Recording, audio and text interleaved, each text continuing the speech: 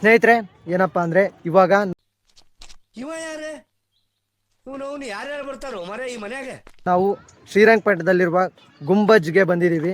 ಗುಂಬಜ್ ಅಂದರೆ ಇಲ್ಲಿ ಹೈದರ್ ಅಲಿ, ಟಿಪ್ಪು ಸುಲ್ತಾನ್ ಹಾಗೂ ಅವರ ಸಂಬಂಧಿಕರುಗಳ ಏನಪ್ಪ ಅಂದರೆ ಇಲ್ಲಿ ಸಮಾಧಿ ಇದೆ ಸ್ನೇಹಿತರೆ.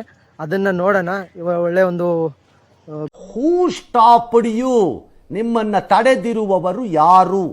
ಇದು ಗುಂಬಜ್ ರೀತಿಯಲ್ಲಿ ಇದೆ ಸ್ನೇಹಿತರೆ, ಕಾಣ್ಬೋದು. ಈ ಗುಂಬಜ್ ಒಳಗಡೆ ಟಿಪ್ಪು ಮತ್ತು ಹೈದರ್ ಅಲಿ ಮತ್ತು ಅವರ ತಾಯಿ, ಟಿಪ್ಪು ಅವರ ತಾಯಿ ಅವರ ಸಮಾಧಿ ಇದೆ.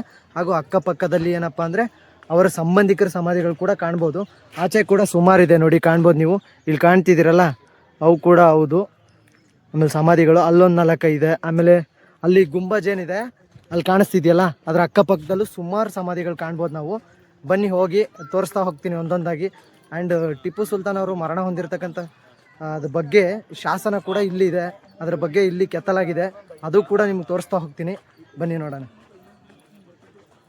ಇನ್ನೊಂದು ವಿಚಾರ ಏನು ಗೊತ್ತಾ ಗೈಸ್, ನಾವು ಬಂದಲ್ಲೆಲ್ಲ ಈ ಚಪ್ಪಲಿ ಕಾಸು ಕೊಟ್ಬಿಟ್ಟೆ, ಇಲ್ಲಿ ನೋಡಿ ಟ್ರೈಗಳಲ್ಲಿ ಅವ್ರ ಚಪ್ಪಲಿನ ಇಲ್ಲಿ ಬಂದರೆ ನಾವು ಚಪ್ಪಲಿ ಕಾಸು ಕೊಟ್ಬಿಟ್ಟೆ ಕಾಲು ಮಾಡ್ಕೊಂಡ್ವಿ ಕಾಸು. ಅಪ್ಪಿ ಇದು ಯಾವ್ದೋ ಫ್ಲಾಶ್ ಬ್ಯಾಕ್ ರೆಬಲ್ ಸ್ಟಾರ್ ಅಂಬರೀಶ್ದು ಹಳೇದು, ಅಕ್ಕಿಲ್ಲ ಬೆಳೆ ಇಲ್ಲ ಚಕ್ರ ಕತೆ ಇದಂಗಿದೆಯಲ್ಲಪ್ಪಿ ಅಲ್ವೇನಾ?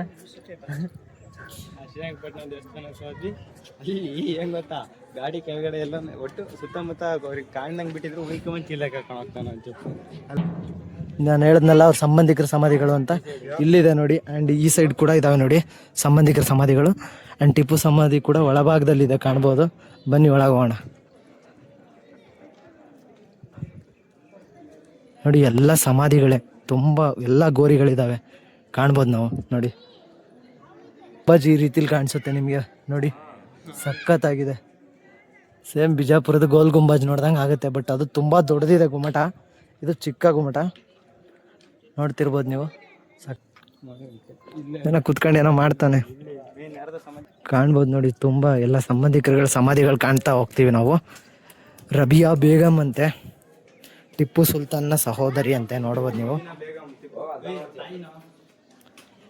ಆ್ಯಂಡ್ ನೀವು ಇಲ್ಲಿ ನೋಡ್ಬೋದು ಮದೀನಾ ಬೇಗಮ್ ಅಂತ, ಪೋಷಕ ತಾಯಿ ಅಂದರೆ ಟಿಪ್ಪು ಸುಲ್ತಾನ್ ಅವ್ರನ್ನ ಸಾಕಿರ್ತಕ್ಕಂಥ ತಾಯಿ ಸಮಾಧಿ ಇಲ್ಲಿದೆ.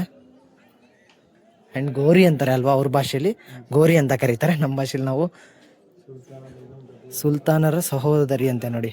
ಟಿಪ್ಪು ಸುಲ್ತಾನರ ಸಹೋದರಿಯ ಗೋರಿ ಕೂಡ ಇದೆ. ಆಮೇಲೆ ಪುತ್ರಿ ಸಮಾಧಿ ಕೂಡ ಇದೆ. ಆ್ಯಂಡ್ ಅಳಿಯನ್ ಸಮಾಧಿ ಇದೆ. ಆಮೇಲೆ ಅತ್ತೆ ಸಮಾಧಿ ಇದೆ, ಎಲ್ಲರ ಸಮಾಧಿ ಕೂಡ ಇದೆ, ಕಾಣ್ಬೋದು. ಆ್ಯಂಡ್ ಇಲ್ಲಿ ಅಂಕಲ್ ಆಂಟಿ ಸಮಾಧಿ ಕೂಡ ಹಾಕಿದ್ದಾರೆ ಅಂತ.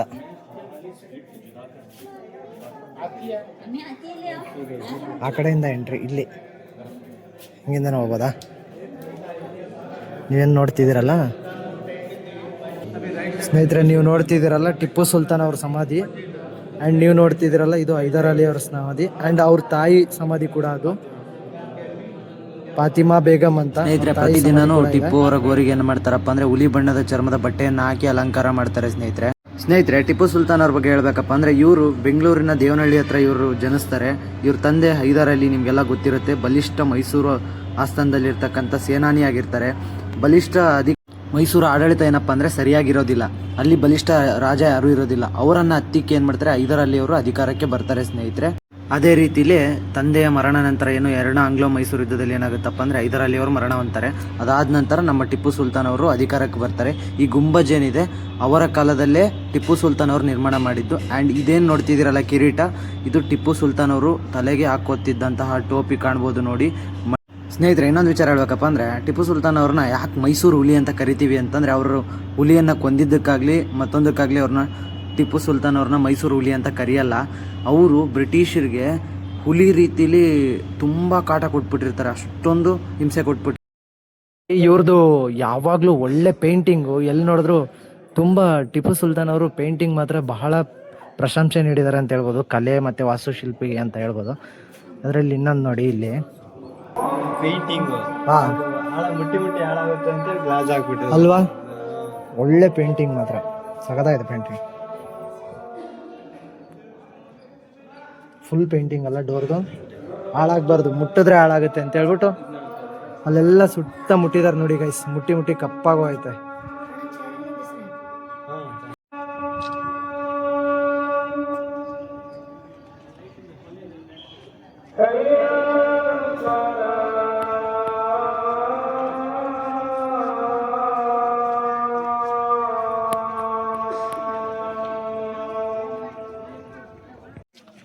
ಓಕೆ ಫ್ರೆಂಡ್ಸ್, ಆಲ್ಮೋಸ್ಟ್ ಅಲ್ಲಿ ಶ್ರೀರಂಗಪಟ್ಟಣನ ಕವರ್ ಮಾಡಿದ್ವಿ, ಕೊನೆಗೂ ಮುಗ್ದೋಯ್ತು.